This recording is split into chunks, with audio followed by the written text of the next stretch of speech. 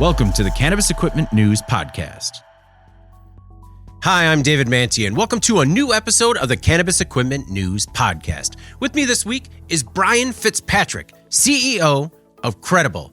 Thank you very much for joining me today, Brian. It's my pleasure. Great to be here. Before we get started, please make sure to like, share, and subscribe to the podcast. You could also help us out a lot by leaving the podcast a positive review on whatever platform you use. If you want to email the podcast, you can reach me at david@cannabisequipmentnews.com with email the podcast in the subject line. You can also subscribe to our daily newsletter. Make sure you get it delivered to your inbox first. Brian, I always like to kick it off by learning a little bit about each individual's personal journey to cannabis. So what was it that brought you to the industry? What's interesting is I've spent my entire career on the financial services side in regulatory technology, taming the wild west of the mortgage industry and building out automated technology that made the mortgage industry safer. And after selling my last company, quite frankly, I was looking for a similar opportunity in another wild west industry, and none stood out greater than the cannabis, CBD, and hemp space. So are you here to tame the wild west of the CBD, cannabis, and hemp space? Our vision and mission is to make commerce in this industry safer. That's our entire vision and mission. And how do you plan about doing that? Well, there's a lot of members of the supply chain in the cannabis, hemp, and CBD space, and it involves banks, insurance companies, all sorts of trading partners, the actual dispensaries, the brands themselves, the manufacturers, the distributors, and let's not forget the most important part, the consumers. Without the consumers, there is no business. So we plan on doing that by essentially bringing trust and transparency through our platform, in providing all the regulatory tools and connections, and basically advancing trust and transparency through technology. What are some of those tech tools that Credible offers that can help cannabis operators build trust? Yeah, absolutely. So one of the things that we've done is we've created a blockchain technology that labs connect directly to. Many people don't realize this, but there's a lot of fraud in the lab reports that are being delivered. So by connecting the labs directly to our blockchain repository and creating smart contract IDs, those lab reports become immutable and therefore can be trusted by the people who are looking at those lab reports, including consumers.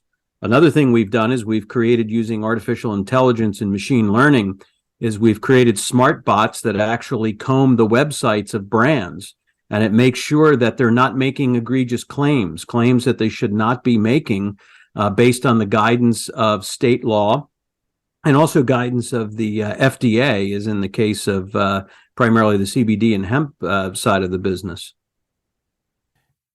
I think lab fraud, almost every day, there is a little bit more that comes out about maybe the gray area that some labs operate in. What kind of harmful effect does that have on the industry when you can't trust a lab? Well, and sometimes it's really not the lab that's creating the issue, but let's take, for example, in the case of marijuana, there's lab shopping that goes on. So we send the sample around to multiple labs and wait to get the answer we want, right? That's one thing that's egregious in the industry. So it's not just necessarily the lab that it may not be the lab that's doing anything fraudulent. It may be happening at the actual brand. It may be that we're just using the system. We're juggling the system to get the answers we want, because no two labs are alike, number one. Number two, and that's even in the same state where the lab testing requirements might be the same, the synchronization and the accuracy of the instruments being used might not be up to par. A lot of this has to do with preventing potential product recalls. A few that have been mentioned, microbial contamination that we saw in Massachusetts, the incredible pesticide story, the DDE coming out of Washington State. That's a sister of DDT, which was banned back in the 70s. How does Credible hope to help operators so they don't run into these types of problems that are triggering these product recalls? Well, first of all, Credible is working on putting together this connection to the labs. But I have to be honest with some of these problems aren't going to be solved until the federal government really gets involved and creates standards across the country. That's really the biggest issue. I mean, we can bring technology, but the fact of the matter is, if we're not testing the right things, it doesn't matter whether the lab report's fraudulent or not, because if we're not testing the right things and looking for the right things, then we're not creating the type of environment, quite frankly, that is required to create safety for consumers. There's such a disparity out there in lab testing by state. And that's, we got to get to the root of the issue. So what we're doing is we're creating sort of the technology that overlays that compliance. We've got all the rules built into our systems, and we've also have the ability, once the lab report is done, to really lock it down. But there's a bigger underlying issue here, and that is, are they testing for the right microbials? Are they testing for the right things in the product to begin with? Talking about your technology, how is it that blockchain technology solutions are going to be able to keep cannabis consumers safe? Well, first of all, it's going to be able to keep cannabis consumers safe for a number of reasons. Let's take New York, for example. New York City, there's 1,500 illegal dispensaries operating in New York City right now. Mm-hmm. And a lot of consumers have no idea. I mean, they think that cannabis has been legal on recreational basis for years because of 1,500 smoke shops and illegal dispensaries going on. So the first thing we do is Credible's platform actually validates and verifying the actual license of the dispensary. And then we utilize blockchain to give it a smart contract ID, and we display that on our site. So the first thing with the Credible seal that a consumer will be able to see is that this is a properly licensed dispensary from the state of New York. Okay, I'm just using New York as an example. Yeah. So that's one area. The second area is a lot of these growers and brands, whether it's CBD hemp or marijuana, they talk about EGMP certification or ISO certifications. They talk about all these good housekeeping seals. And guess what? Not everybody's actually doing that. So we validate and verify that certification, and then we utilize blockchain to lock down the certificate. So now immutable. So blockchain makes these things immutable. They can't be monkeyed with. They can't be messed with. They cannot be modified. And we talked about the lab reports. Lab reports are delivered in a PDF format. You and I can use an Adobe program, take a PDF format and change the whole lab report and make it read whatever we want it to. With blockchain, you can't do that. It's immutable. Blockchain is fairly new in every industry. It's really new in cannabis. Can you give us sort of the 10,000-foot view just for all of our cannabis operators out in the industry that might be unfamiliar with it beyond it being a buzzword?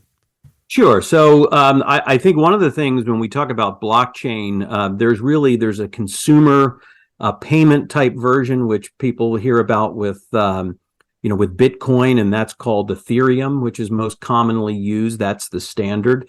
But in the B2B managed sort of network of blockchain, where instead of it being this big, giant open public ledger, it's a private managed ledger, which is what we use. And that's was a technology created by IBM, which is Hyperfabric Ledger, which is the version we use. So essentially, what you're doing is you're taking pieces and parts of a document or a piece of data, and you're breaking it all up and writing several hashes of that information across multiple, sort of repositories. You're writing these things in across all of these different sources, versus in a database. In a database, you have all that data in one spot.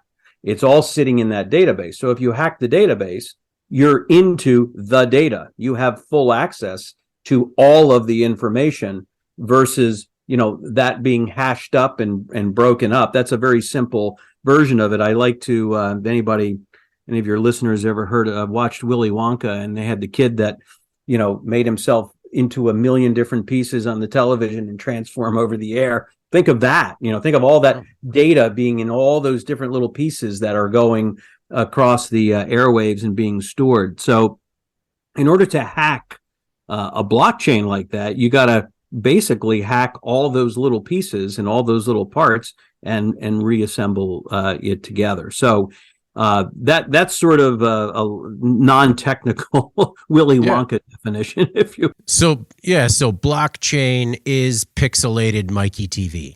Yeah, that's right. Pixelated Mikey TV. I love it. Yeah, that's right. So is consumer interest and, to a point, dispensary operator interest in protecting themselves enough to push the blockchain agenda forward? Or will it take federal input to kind of push the agenda in order to make it sort of standard practice? Well, I think that I like to say that this is an industry with bad apples.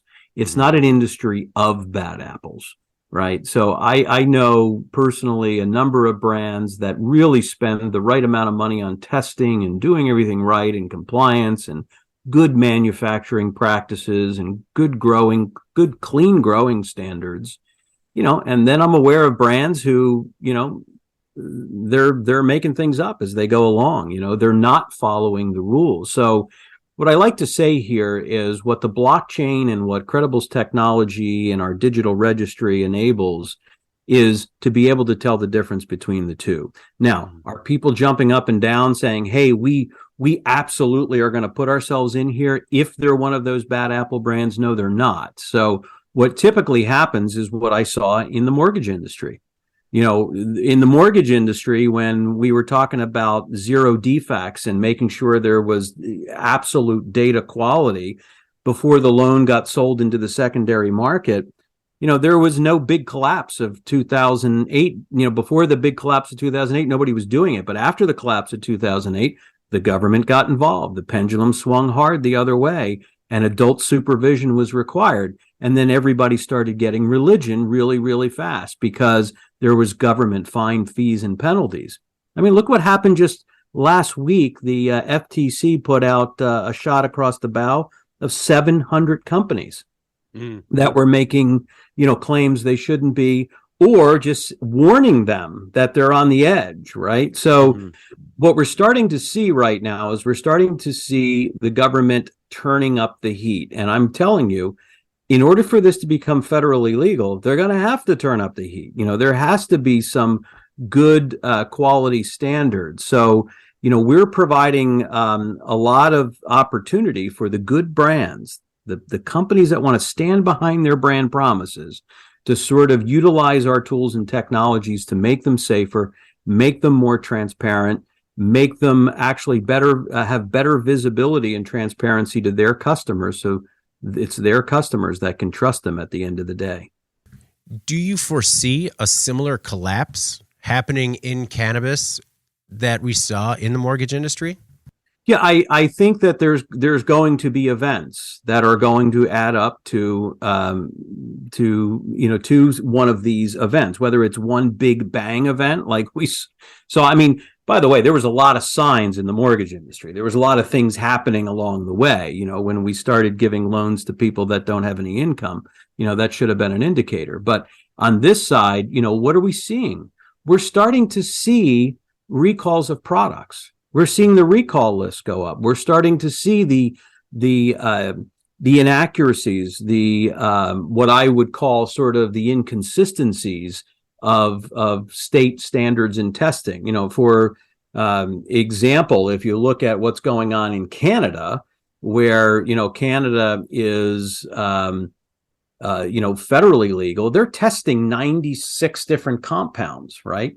That's 40 more or 30 more than what California is doing, and probably 50 or 60 more than some other states, right? So we're seeing that now, people, they're going to get sick.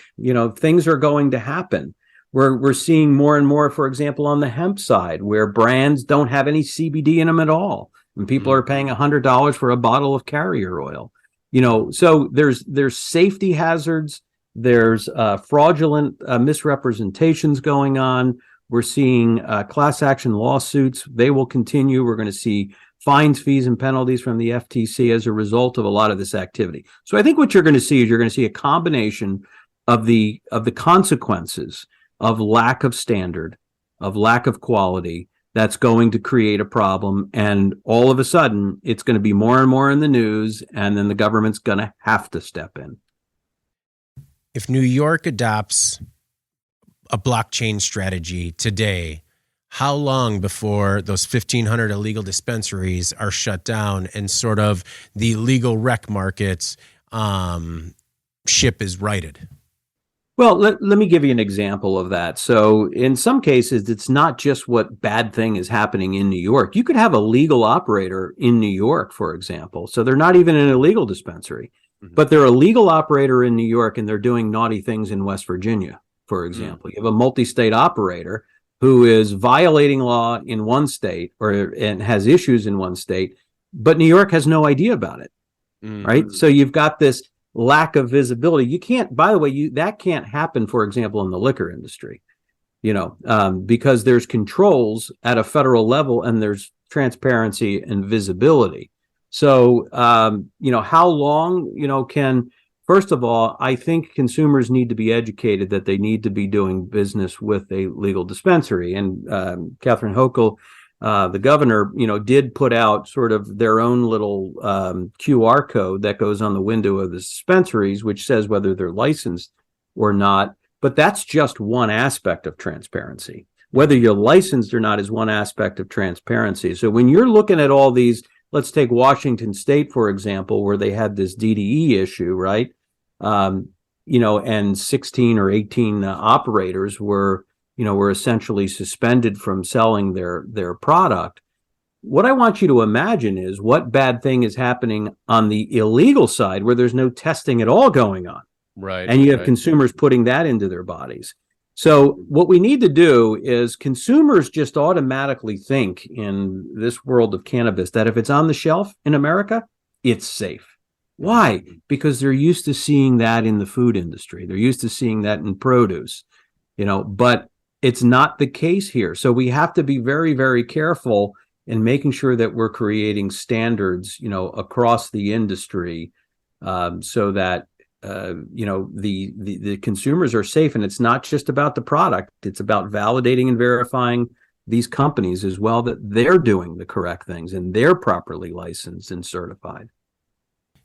Do you see Credible as being like a bolt-on for something like Metric or similar systems, or more a standalone or even a competitor?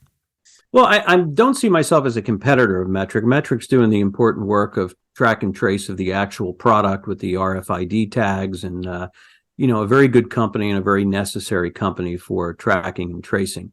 That's not the level of track and trace that we do. So I'd say we are a bolt-on, we are an addition. We're doing things that they're not doing, but we're also providing these tools to be able to help these brands. So for example, when we help brands get control of their COAs and manage their COAs, certificate of analysis, which is basically their lab reports.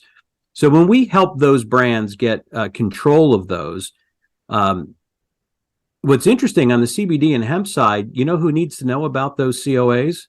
The merchant processors, the people who are processing the credit cards on the website. They have to make sure that these products these companies are offering the right product, and they have lab reports with them. So first of all, it helps them keep their banking relationships. Secondly, you can look up on the web and say, how do I know a good CBD brand? It says, well, make sure they have a lab report. So a lot of these companies aren't putting their lab reports on their website. So we not only help them manage it, but we provide the tool on the website to explain what a COA is, to actually allow the consumer to put their lot and batch number from the product in there and see the actual lab report, right? So it's not just about this oversight. It's about providing the tools that help the brands to present themselves in a trustable and transparent way, and then manage the compliance. So for example, before a brand puts out a marketing piece, or before they put something on their website, they can run it through our bots, our automated engines, and it will tell them, it's like having an attorney in a box. It'll tell them what's violative about what they're about to say relative to the laws that are out there. So we're really more consider what we're doing as using technology to reduce the cost of compliance and increase the level of transparency. Okay. These lab bots and the AI that you're using, is it where they just basically submit their URL, they crawl the website and kind of ping any red flags? And do they then say how to remedy these suggested problems? Yeah. So, one of the things I promised not to take all the business away from the attorneys. So I had an attorney look at our technology and they said, well, that's what we do. And I said, listen, what we do is help them identify, right? And then we provide them the link to the guidance of what they should be doing. But they do need a lawyer. They should have a good counsel, a compliance attorney on staff or on retainer to help them really prevent those issues in what they should be saying. So we do provide some guidance there. We help find the issues before the accident happens, right? The problem with compliance in most industry is audit companies and compliance companies are very good to tell you what happened after the accident happened. What we're trying to do is to avoid the accident from happening in the first place. I've heard a lot of people raise red flags about automating jobs away. I still haven't heard people complain about automating them away from lawyers yet. Well, you know what? It's funny. I lecture at a couple of universities in New Jersey, and one of the things I talk about all the time is how automation and outsourcing is going to continue to grow. In American business, it's going to continue to drive productivity. And I help these young people understand why it's important that they add value in getting involved in IT projects and automation projects and those types of things. And this industry is no different. If we're watching the cost of compliance rise and rise and rise and rise, now let's take a state of Washington. State of Washington, the taxes alone are like 45 to 50%. Add the compliance cost to that. No wonder why the illicit market is growing so rapidly, because consumers can't afford legalized cannabis, right? So what we need technology to drive the costs down and reduce and eliminate the gaps of visibility and stop the accident from happening. So technology is an absolutely critical factor in reducing the global bureaucracy and increasing the safety of every industry. When it comes to how tech savvy the cannabis industry is, how would you describe it? Well, the way I would describe it is I think it's a new industry. So as we're just finding our way, I wouldn't say it's necessarily on the bleeding edge at this point in time. But and a lot of it has to do with the fact is we're still writing the rules. We're still defining the rules. So I would say from a tech savviness perspective, I'd say it's evolving. But when it comes to compliance, I would say that it has typically not been very advanced. But this is what I do for a living. I mean, my whole background is taking complex compliance rules and audit processes and automating them for the distinct purpose that I talked about, lowering the cost of compliance and giving better visibility to the stakeholders. What is the 2-lab rule that you propose? That I propose? Oh, sorry. Or the proposed 2-lab rule, and then your thoughts on it. Well, the proposed, I think you're talking about the Commonwealth of Pennsylvania that tried to actually impose a 2-lab rule after the fact, which was not necessarily a good situation. I think what they're trying to do is at different points of the process, right, early on in cultivation and then in processing, that you have a lab done at each step, which you probably should do anyway. But to me, I think the most important things is that's really not going to fix much from my perspective. What is going to fix much is if we standardize, the testing at a federal level.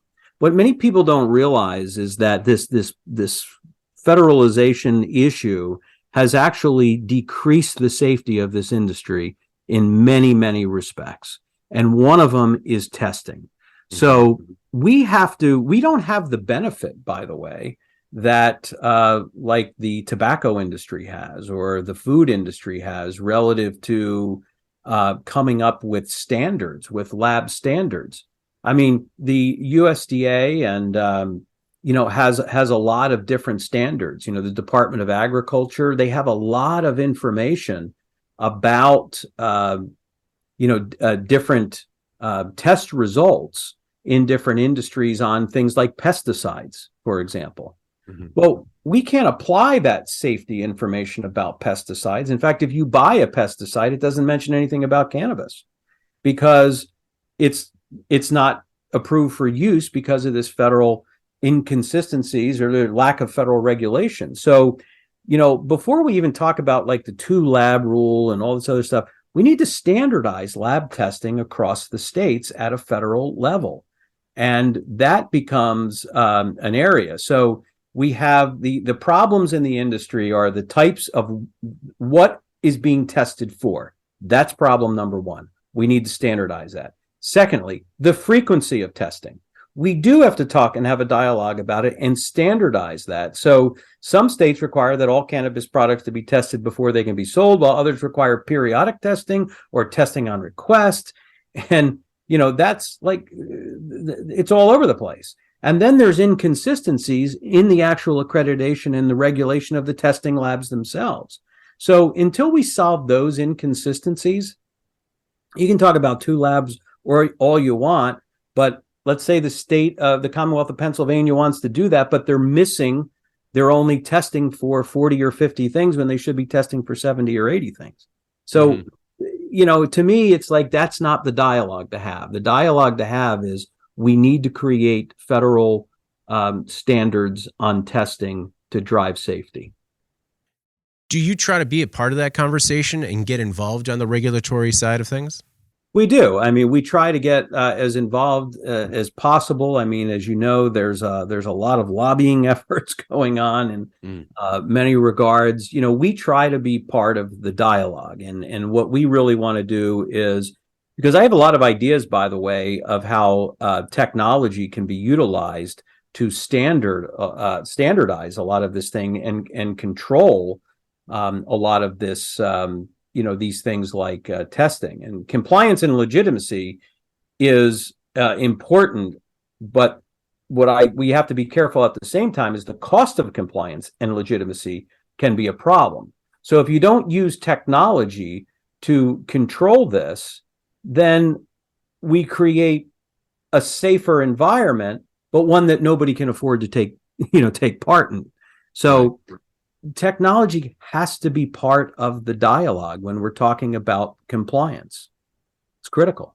So you said you have ideas. How can tech be used to standardize and control cannabis industry? Well, it's interesting. I got involved in the mortgage industry when there was a issue with appraisals. So if you look at the mortgage industry, a home appraisal, you got a home appraisal over here, and then in this industry, you got a lab report or an appraisal of the safety of the product, right? Well, there was a problem with fraud in home appraisals and mortgage. So if I needed your home to come in at $300,000, I would have a conversation with my buddy who was the appraiser, give him 2 tickets to the Super Bowl, and make sure all my appraisals came in where they should be. Well, that wasn't helpful to the industry, right? So there was collusion going on. By the way, we have the same issue here. And I created technology in my last company that eliminated that collusion, right? By basically round robining through technology, the request of those lab reports. So you weren't always getting my appraisals. I couldn't have this Super Bowl conversation with you because the system would decide, here's an accredited lab that's approved by the state. We're going to send it to them. And by the way, that's sort of letting the cat out of the bag of some of things I've been thinking about, but that's one. And there's 2 other major parts of that I see that technology would eliminate collusion, eliminate lab shopping, okay, and increase transparency and safety to consumers. I've already drawn out many ways and ideas of that, how that can happen using technology. and also making it being able to contain the cost of it as well. When did you found Credible? So Credible was started in 2019. We started doing research in 2019, and then in 2020 we started building all the technology and platforms. So I'm a big believer of spending enough time to do research in a market, talking to all the different players, and then creating the roadmap of the technology from there, and not rolling it out too soon. So, Credible actually launched officially this year, even though we've been in business since 2019, because I'm a big believer in putting the right investments in R&D up front and actually having a robust platform before, you roll it out to the marketplace. What has been the initial reaction from the marketplace? Do some operators see you as a risk in terms of bringing the tech in-house, or is it generally accepted as a tool that'll improve their business? Well, I think that there's both, to be honest with you. And what I will tell you is that, when you look at the financial services side of what we do in helping the banks and helping the credit card processors, they see immediate lift. They're very excited about what we're doing because they've got lots of people running around doing what our technology does automatically, right? Mm-hmm. So, that's sort of very important because they see the use of the utility right away. So what we're doing, by the way, is we're getting brands in by giving them useful utility that they could use on their websites, that they can use to vet and verify their market. So what I would say is that the brands who are really focused on transparency and quality, they're embracing it. They're jumping in, they're getting on board. And, I should probably state, by the way, that we're going to be rolling to consumers. We're going to be launching a free app to consumers because I want consumers to be able to get the benefit of this research. Most importantly, what I want to be able to do is match consumers with quality brands.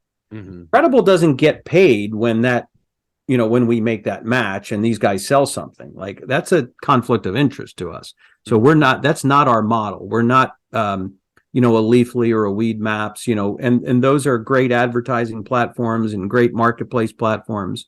But that's not what we do, right? A lot of our brands will use those and they're great companies, but our brand is about research and trust and transparency. So, what I think we're going to see is, it's like anything else. The good brands are going to be spending money on quality standards, quality certifications. They're going to spend money on compliance.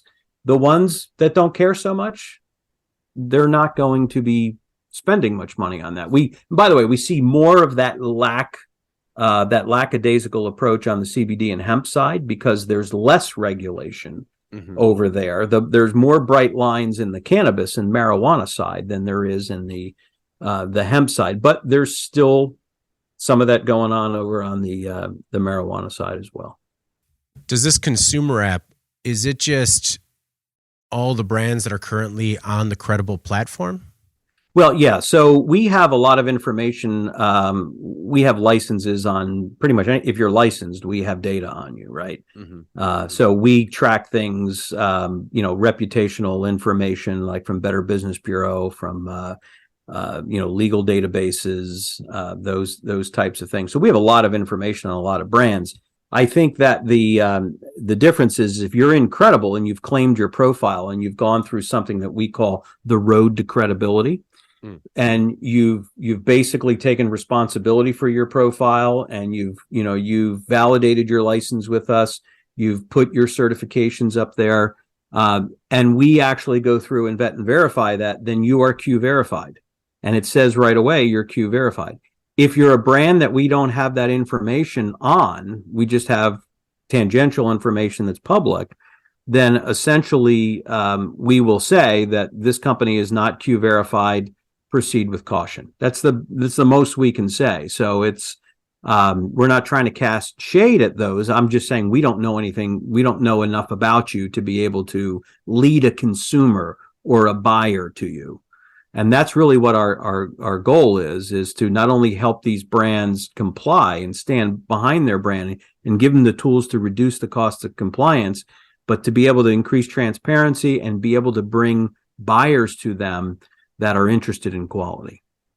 When it comes to some of the brands that were early adopters with Credible, do you have any case studies as to an ROI that they realized or recalls that they prevented as a result of using it?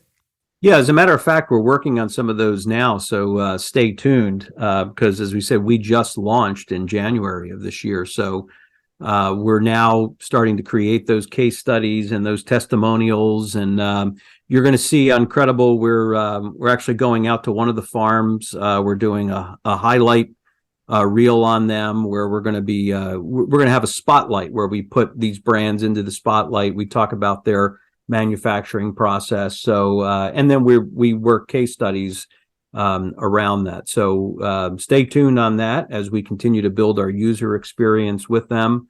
But our goal is to add value to them every single day by giving them the right tools. I mean, look, at the end of the day, even just helping a brand manage their lab reports is huge, because a lot of these brands, they don't know how to manage that internal mismatch of information. We actually allow them to link right to their lab. So their lab delivers electronically their lab reports. We then organize them, and then they can display them on their website. That tool alone is going to help save them hours every month. And that's just one of the many tools we offer. Is it possible that we see some level of federal standardization before we see federal legalization? That's a great question. And here's what I think is going to happen. So lack of standardization in the lab reports, lack of a federal banking program, all of these things are causing the illicit market to succeed, right? So what I think is going to happen is I think we're going to see legalization on the federal side first, meaning I think we're going to see a federal safe banking program that's going to give safe harbor to companies in legalized states to actually take credit cards and do bank transactions. And believe it or not, that's very important, because if I can use my credit card at a cannabis operation, okay, it's actually safer because I'm not necessarily doing that at the illicit market, right? So I think we're going to see banking come first. Then I would love to see, even before federal approval, I would love to see the federal government get involved in safety standards on labs. I mean, obviously, I'd like to see federal legalization. That would make the most sense, right? But I think we're going to start seeing some suggestions and some guidelines on things like testing, because we're going to continue to see states, by the way, with these types of problems. I mean, finding DDE in the soil, right, which is probably, sort of legacy from DDT from 40, 50 years ago, right? We're going to start seeing these things. We're going to see more pesticides. We're going to see more fungicide in this cannabis. And unless we're testing for it, Americans are not safe at the level they should be. So I think we will see some, yes. Is it just cost as to why these labs aren't testing to the same level that they are in Canada, or is it because they're just testing to the standard? Well, I think cost is certainly part of it, but that's not the reason. I think cost is, could be a concern, because again, the more compliance you put in place, the higher the cost is. But there's ways to control that, like reducing some of the taxes, that we have, and licensing requirements and those types of things. But like a great example is Canada. Canada has a federal testing program, right?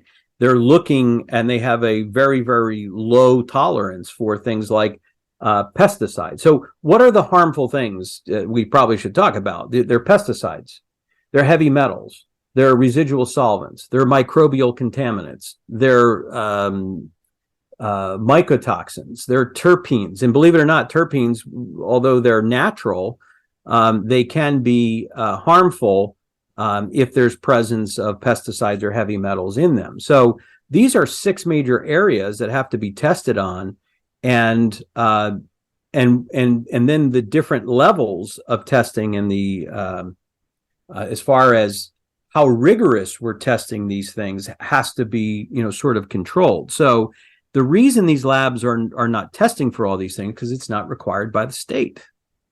So it's now, by the way, I will tell you that some companies will go beyond the state standards. They want to test beyond the state standards, and they do full panels, and they're looking at multiple things, while other companies are doing just, the minimum. And what controls that is the cost. Okay. Like, if I'm going to do a full panel on everything, then, we're looking at probably an $800 or $900 lab bill for that testing, versus a $300 to $400. Mm-hmm. Of all the stories that have come out recently, the DDE one in Washington, I thought was maybe the one that would scare the most people straight. Did you feel the same way? I think that it should scare them, but the fact of the matter is, it's like, let's take, for example, if chicken goes through a major recall from a Tyson factory, for example, everybody's going to know about it. It's going to be on the news. It's going to be all over the place, right? Yeah. That's not necessarily, this story wasn't widely displayed all over the mainstream media. I mean, it was in various pockets of media, probably particularly in Washington, and certainly hit the Cannabis, Times and the trade publications, but it didn't get the kind of coverage that it would if it was lettuce or chicken, right? Right. And I think that's the issue, because people don't necessarily understand what it is. And by the way, there's not an illegitimate market for chicken. There's not an illegitimate market for lettuce, right? So I think the fact of the matter is, I think if consumers knew the kinds of things that are being used by these illicit farmers, that would scare the hell out of them. But the fact of the matter is, it's not talked about. They don't really know about it. So the only things that can scare the hell out of people is if they know about it. Right. What are your expectations for federal legalization? If you had to predict when it might happen, what would that be? I would really hope to think that we are, within 5 years of some type of federal legalization. I mean, we're starting to see the legitimacy of this industry increase, right? We're starting to, it's not the taboo it used to be. It's not the devil's lettuce that was talked about, years ago. I mean, for goodness sake, my mother's going to be 90, and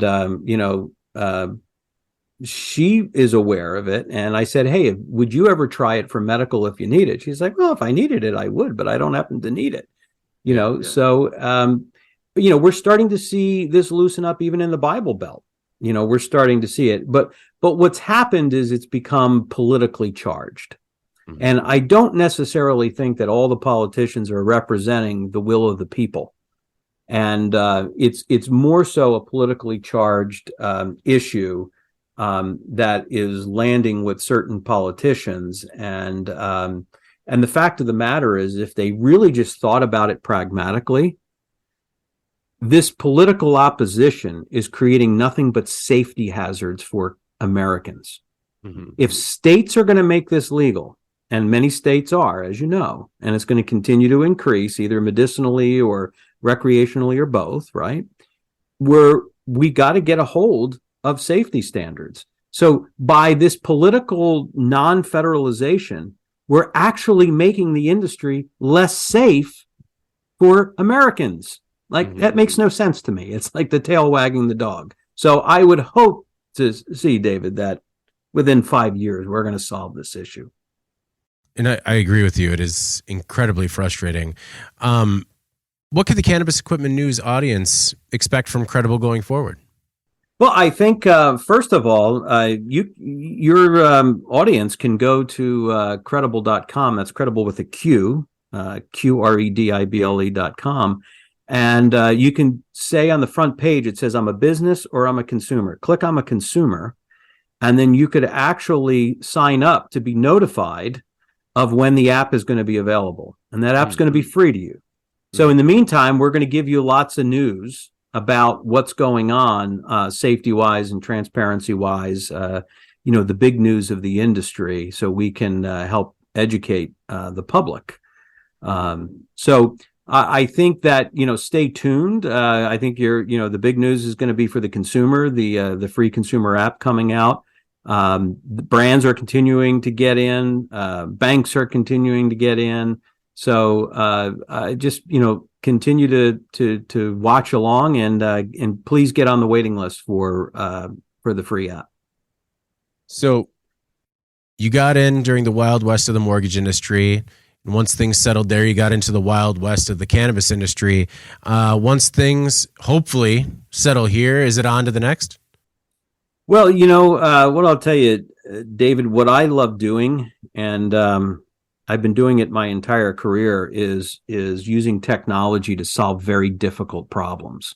Mm-hmm. So I'm going to continue, and I honestly think that this industry I've got a while of solving issues in this industry, because this is an industry that's not going to shrink. It's going to continue to grow. I mean, yes, it has its challenges. We're seeing oversupply in the West, and we're seeing that kind of stuff, but that's going to happen in any dynamic, evolving, and fast-growing industry. So I think that, if federal legalization happens, let's say in 3 to 5 years, okay, there's going to be a lot more. That doesn't mean Credible goes away. That means Credible's mission becomes even more important, of helping to reduce the cost of compliance. So what I would say, it's on to the next thing within the industry that needs to be solved. And what is that? It's using technology to automate and bring down the cost of compliance and increase transparency. How did you build the AI and the bots that you use?